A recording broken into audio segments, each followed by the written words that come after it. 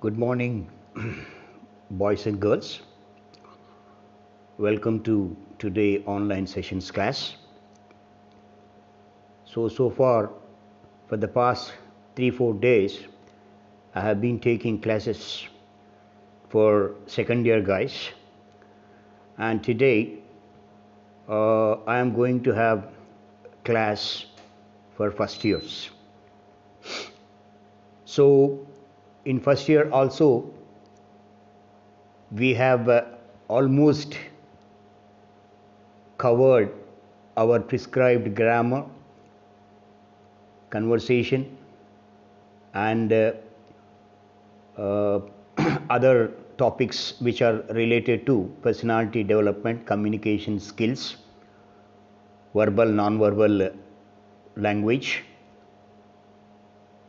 All of these chapters have been completed so far, and now in our prescribed text we have finished the first lesson, the curve in the sky, and now in today's class we are going to have a discussion on second lesson, that is happy people. Happy people by William Ralph Inge. So William Ralph Inge is the writer of this happy people lesson.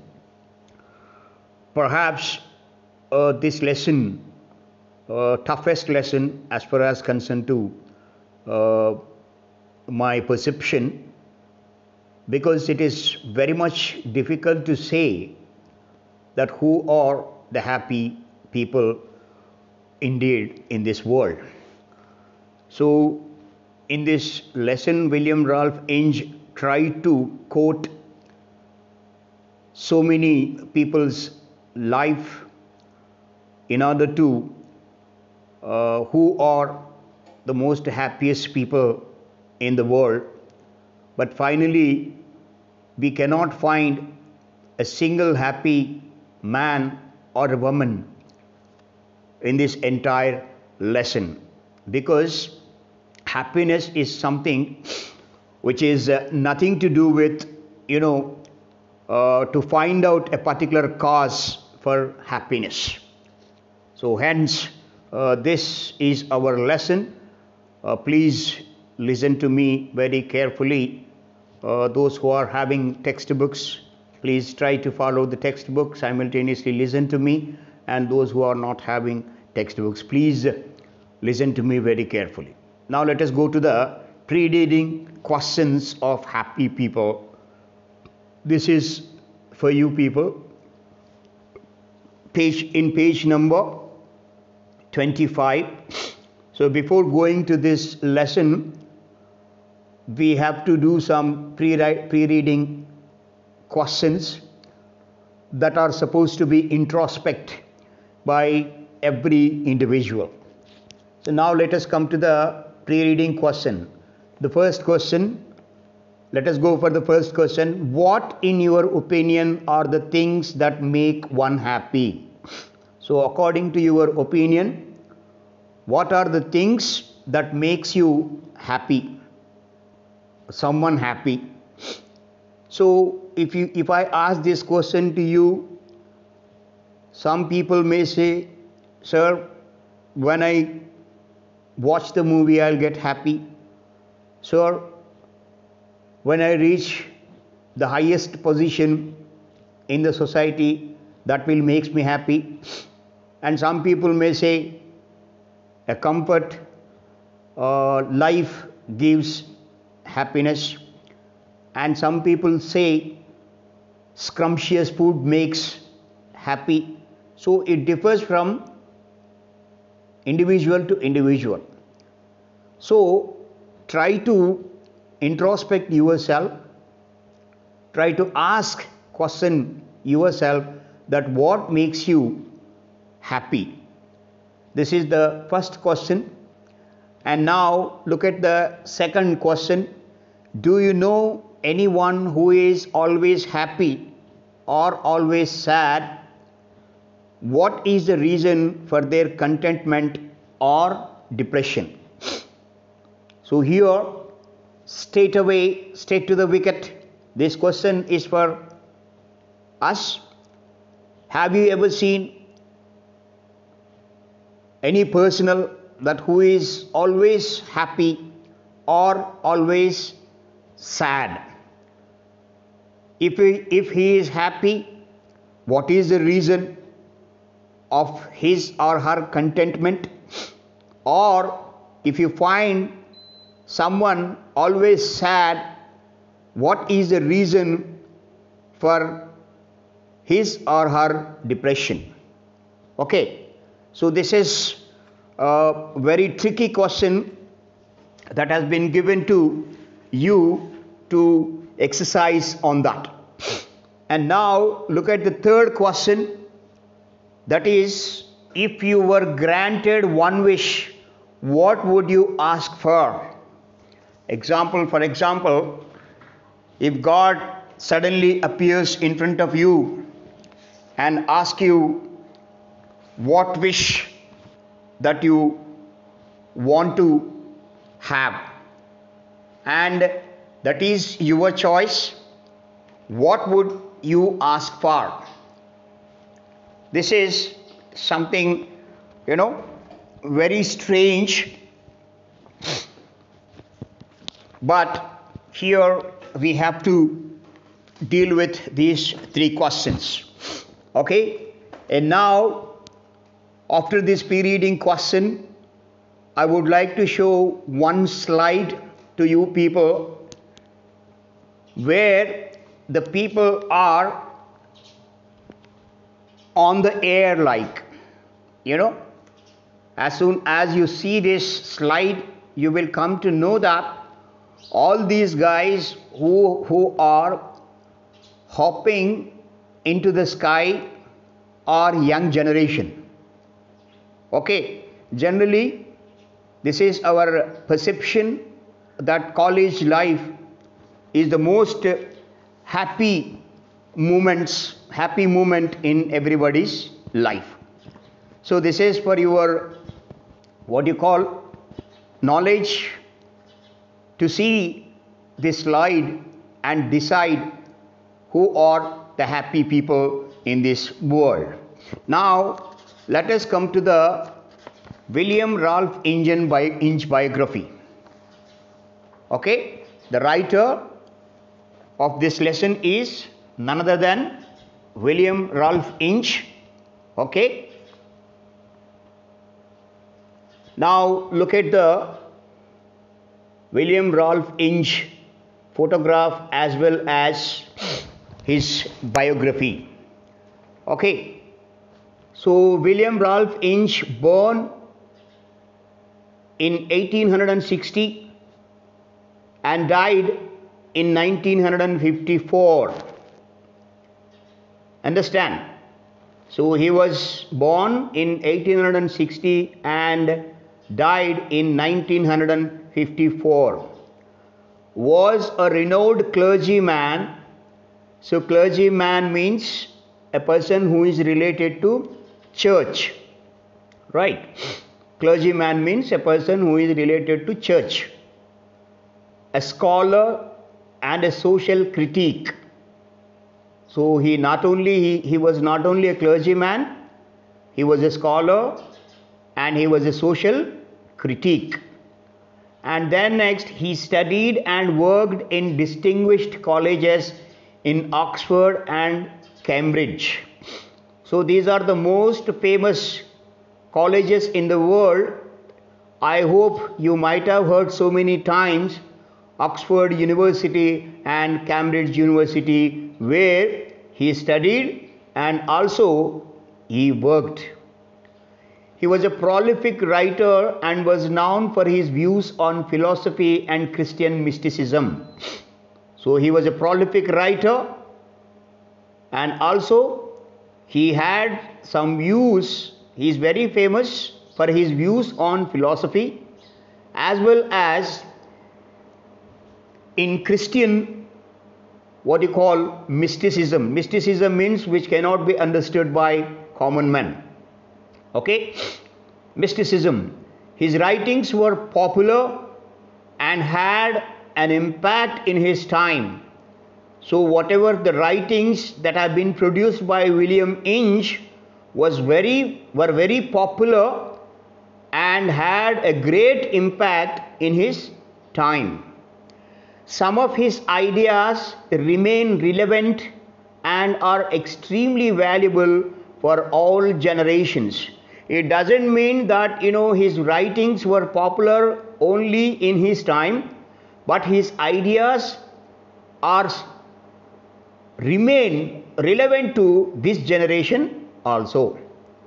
Okay, his craftsmanship in writing is impressive, and many of his sayings are used as popular quotations. So the way he writes is very much impressive, and most of his sayings are still used as a popular quotations. Now let us come to the gist of happy people in second paragraph. Right? So this is second paragraph. In Happy People, William Inge explores the question of what makes people happy. So the writer here tries to explore the question that what makes people happy. As I have told you in the beginning itself, it differs from person to person. And who are considered to be happy people? So actually, who are the happy people in this world? He writes that some consider the young as the happiest, others opine that old age is when people are happy and content. So according to some sources, or according to some people's views, that Inge says the youngsters are the most happiest people in the world, and at the same time others says that old age people are very happy and content. Okay, referring to the endless discussion on whether the state of being unmarried or married. And some people say that unmarried people are happy, and some people say married people are happy. Or whether religion and charity has any bearing on person's happiness. If marriage is not the cause for happiness, if young stage is not the cause of happiness, if the old age stage is not the cause for happiness, is it possible to get happiness in religion or in charitable activities? Right? So this is something, charity, once again, what do you call? Altruism, like opposite to objectivism. Okay? Inge makes this famous statement: the happiest people seem to be those who have no particular cause for being happy, except the fact that they are so. So, finally what he says, the happiest people seem to be those who have no particular cause or particular reason for being happy, except the fact that they are so. His essay suggests that faith and trust in God can enhance one's state of happiness. So finally, what the writer says, having faith in God, having trust in God, that can easily enhance one's state of happiness. So this is a brief introduction of happy people. Now you can find William Ralph Inge photograph here in this slide number 4. Okay, now let us start our lesson. The wise man who wrote the so-called Proverbs of Solomon says, Solomon, this is what you call, has been taken from the Old Testament. That means the Bible. The wise man who wrote the so-called Proverbs of Solomon says, the heart knoweth its own bitterness, and a stranger doth not intermediable with its joy. It is heart that knows of its own bitterness, and a stranger does not interfere. Intermeddle means interfere with its joy. We really know very little about the people whom we meet. We see their faces, which are not much more than masks. So in our day-to-day life, we meet so many people in this society or in this world, and we see their faces which are not much more than masks. So everybody looks happy. We do not know whether they are really happy or really sad, because all of them are wearing masks, like, okay, in order to hide the fact. But we cannot read their hearts. We can see their faces, but we cannot read their hearts, whether they are happy or unhappy. Robert Browning thanks God that the meanest of his creatures has two soul sides, one to face the world with, one to show a woman when he loves her. So now here Robert Browning, a famous dramatic monologue writer, says he offers thanks to the God that God has given two faces to every individual and two soul sides to every individual, one to face with the world and one to show a woman when he loves her. So dual souls, dual faces that have been, given by God according to Robert Browning. So that is why he offers thanks to the God. So one soul side can deal with the society or the world, and one soul side can deal with his lover. It is only in the intimacy of family life, or in that rare thing, a perfect friendship, that the veil is partially drawn aside. It is very difficult. At the same time, when you are very much intimate with your family members, or in that rare thing, a perfect friendship, that sometimes unveil, partially drawn aside, where you will not be able to act. On some occasions, intimate relationships with your family and close bosom friendship, there itself, sometimes it may be possible to unveil your happiness or unhappiness. And even then, we do not lay bare our hearts entirely. Okay? Who are really the happiest people? Who are the really happiest people in the world? It is odd that we have no answer ready. I have told you in the beginning itself, this is a very difficult question that cannot be answered quickly.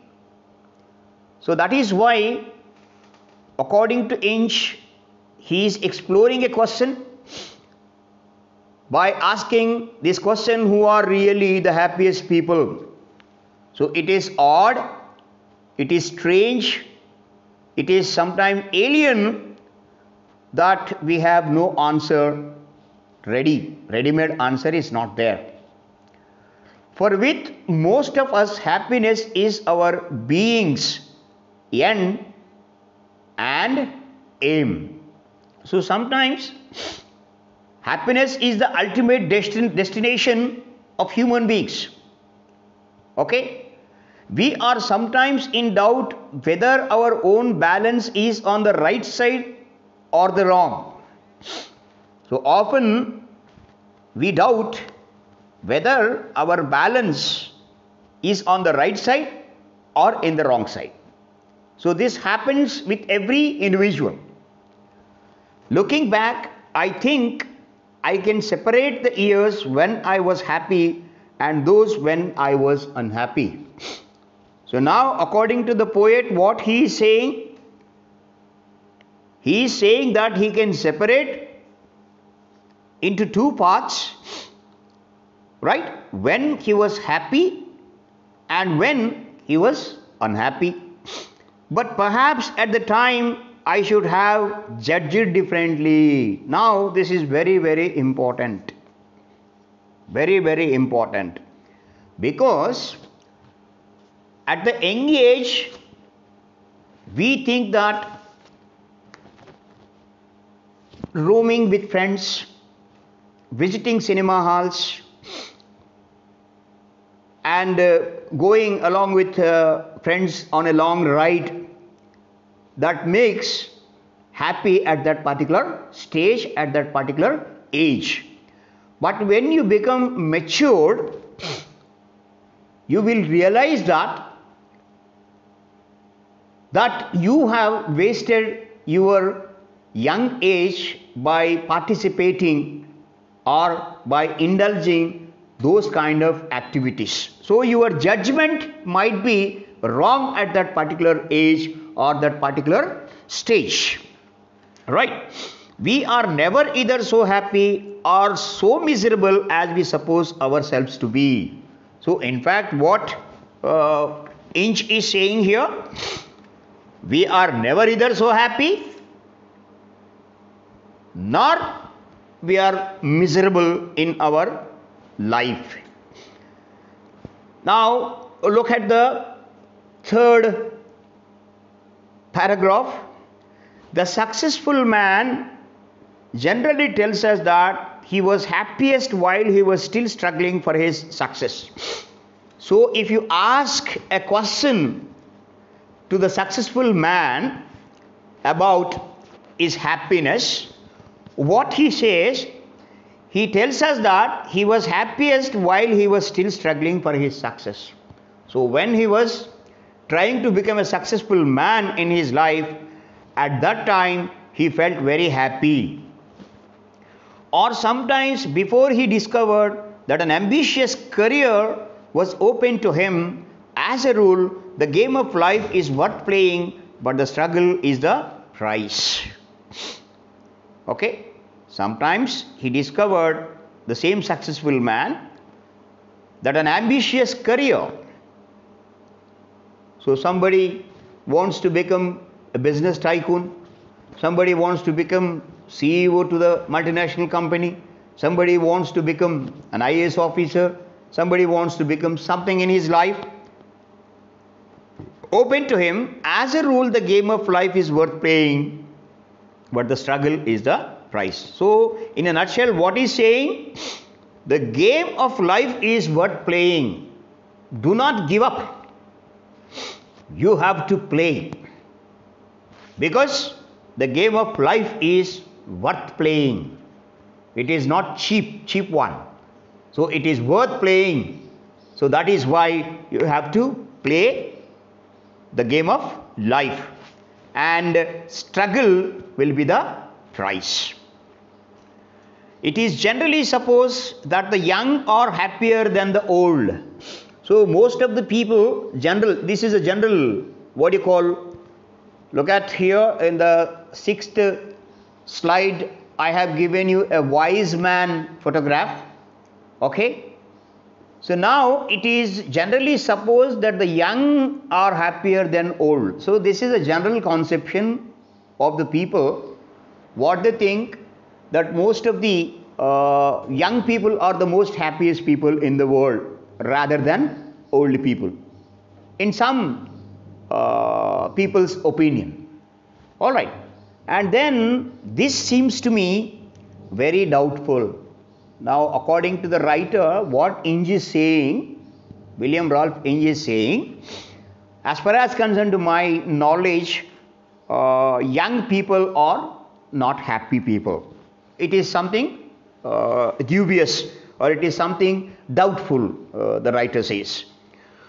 Young people are often very unhappy, torn by conflicting elements in their characters, which after a time come to some kind of a mutual understanding.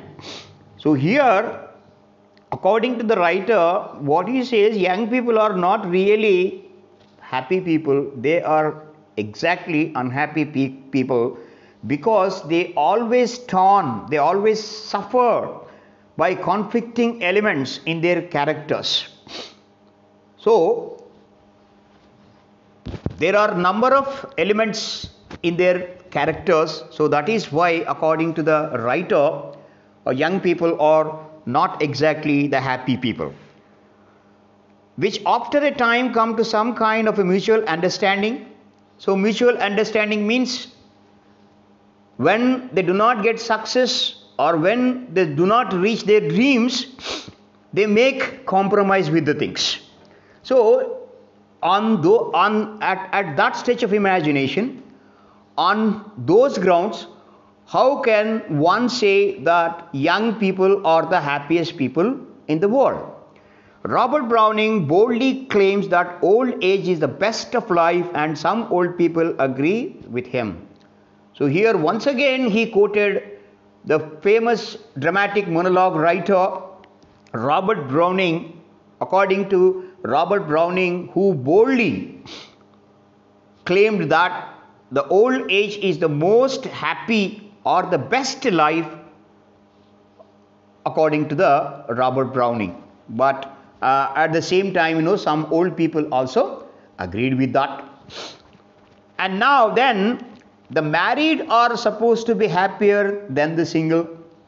So according to some, the married people are very happiest persons than the single, unmarried people. They are certainly less prone. Prone means a natural tendency to do something. Okay? They are certainly less prone to commit suicide. So here, those who are married, they do not have a tendency to do or to commit suicide. But suicide is not a very good test, and it has been pointed out that married people with no children are not much less suicidally inclined than bachelors and spinsters. So now here I have given a successful man photograph to you. Okay, so just have a look on that. So married people with no children are not much less suicidally inclined than bachelors and spinsters. Bachelor means the man who didn't get married. Spinster means the woman who didn't get married. Spinster means. Still, as a rule, marriage is probably the happiest state. All it depends on whether the pair are well matched, and very bad choices are, I think, the exception. So some people might have the happiest people in the world, those who have got married, unless the pair are well matched. There is a possibility. All right. Then, on the whole, the happiest people seem to be those who have no particular cause for being happy, except the fact that they are so. A good reason, no doubt. As in the beginning itself I told you, on the whole, according to the writer, what he is saying, the happiest people are those who have no particular cause or for who have no particular reason for being happy, right? And yet I should not choose a naturally contented temperament as my first request from a fairy godmother. It would be unfortunate if I said I wish to be the happiest man in England. So now, according to the writer, if God appears in front of me and asks me what wish that you want, so what according to the writer's wish? His wish is to be the happiest man in England, and promptly found myself locked up in an asylum, a cheerful lunatic who believed himself to the Emperor of China. Now, what he is saying, if he could have become the happiest man in England, one fine day, definitely he will find himself locked up in an asylum. Asylum means where the mental patients treated. The place, asylum means mental hospital, you can say. A cheerful lunatic who believed himself to the Emperor of China. So this is also one of the important, points that suggests or recommends by William Ralph Inge. According to him, the lunatic person is the most happiest person in the world in an asylum, because he thinks that he is nothing but, he is none other than the Emperor of China. So he himself thinks like that. He is the king of kings, right? For all we know, to the contrary, the happiest man in England may be a madman, okay? And none of us would wish to change places with him. And even if the always cheerful person is perfectly sane, he is without the splendid spur which most men need if they are to do much with their lives. So George Borrow, the author of Lavengro, so Lavengro, who is that? George Borrow. Okay, in this book it is not given in glossary. Okay. According to George Borrow, the author of Lavengro, thus addresses those who suffer from depression. How does though know that this dark principle is not thy best friend, it may be the mother of wisdom and great works. It is the dread of the horror of the night which makes the pilgrim hasten of his way. Though wouldst be joyous, wouldst you then be a fool? What great work was ever the result of joy? The puny one, puny means small, insignificant, who have been the wise ones, the mighty ones, the conquering ones of the earth, the joyous I believe not. So according to George Borrow, what he says, it is the situation or the stage of depression that makes so many people happy, where they can work on so many things and they invented so many things. So according to George Borrow, depression is the most suitable stage, to become a happiest man or a happiest woman in the world, where he can concentrate or where she can focus on her or on his abilities in order to invent so many wonderful things to the world, right? And now here you can see the married people. That is what I have told you, my dear. Unless the pair is well matched, they are not the happy couple, according to the poet or the writer William Ralph Inge, right? So I hope all of you are very much familiar with this couple, Virat Kohli and Anushka Sharma. Both are well matched, both are economically sound, and both are celebrities. So that is why they are looking very happy at that particular moment. God knows what happens in the future. So right now they are looking very happy. Okay, just I am kidding. Okay, then let us come to the next paragraph. All right. So in next paragraph, so according to George Barrow, what we have come to know that the most happiest stage for every woman or man is a depression. So in depression itself, we'll come to know our abilities, and so that we can focus, we can concentrate on our abilities in order to make wonderful things to the world. So this is something odd anyhow. And then coming to the next point, this is rhetorical.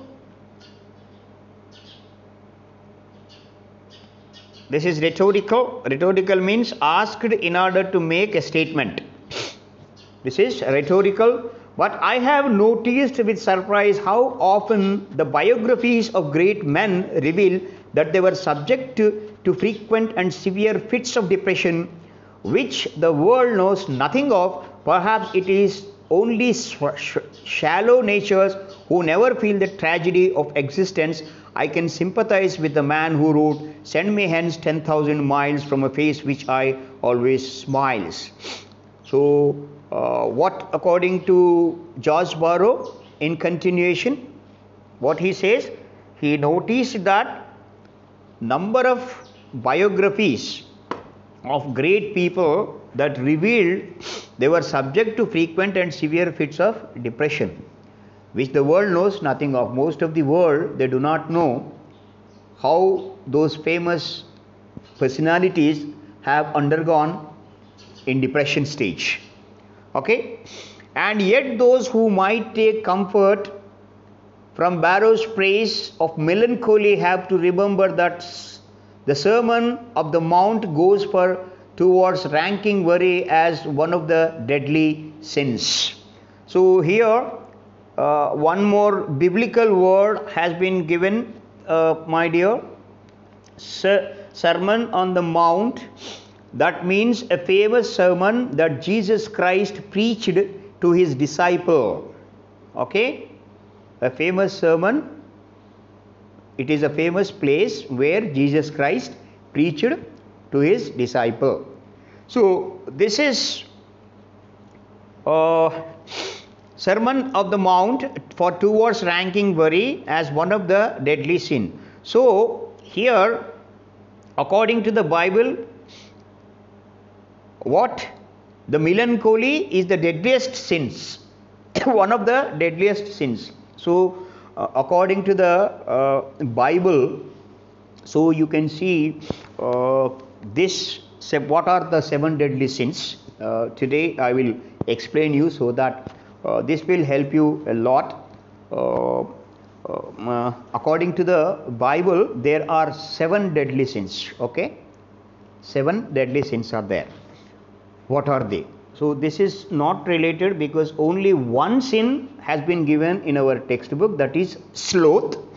Okay, sloth means laziness. So laziness sometimes is the most happiest stage. It is it comes under one of the deadly sins. So what are the other 6 deadly sins? I will try to explain you. Right. So this is number 1 deadly sin according to the Bible is pride. Pride. Okay. Pride means like flea creep anywhere. So pride, once this pride comes to human being, it creeps. That means it fans out everywhere. So you will not be able to recognize anyone, neither your parents nor your teacher, either your friends or anyone else. And then next, covetousness. Covetousness means fragile. That means fickle-mindedness, you can say. This is the second deadly sin. And the third deadliest sin is wrath. Wrath means how the wrath was born according to the Bible. The wrath has born, it is an orphan, jumped out of a lion's mouth, keep always injuring others. So the characteristics of wrath is to injure always others. Right? This is the third deadly sin according to the Bible. And now the fourth one. Fourth deadly sin is envy. Envy. Born of the union of a chimney sweeper with a woman, hence color black. It cannot read. So according to the Bible, so envy's color is the fourth deadly sin. The envy color is black and it cannot read, and it was born out of the union of a chimney sweeper with a woman. So this is the fourth deadly sin. And the fifth one is gluttony. Gluttony means a person who always wants to eat, keep on eating. So according to the Bible, this gluttony takes 30 meals full and 10 snacks a day. Okay, so this is I have collected for your knowledge, so that you will be able to acquaintance with seven deadly sins. So one is given, sloth is given. Sloth. The characteristics of sloth is he can't even speak a single word. So that much of laziness. A person who cannot even speak a single word is sloth. And then next, the last one is lechery. Lechery is something connected with our moral and ethical values. So these are the 7 deadly sins, my dear. For your knowledge, I have collected. I hope you must have enjoyed this one. And let us complete today's session. We'll continue it tomorrow in our next class. Thank you very much. Take care.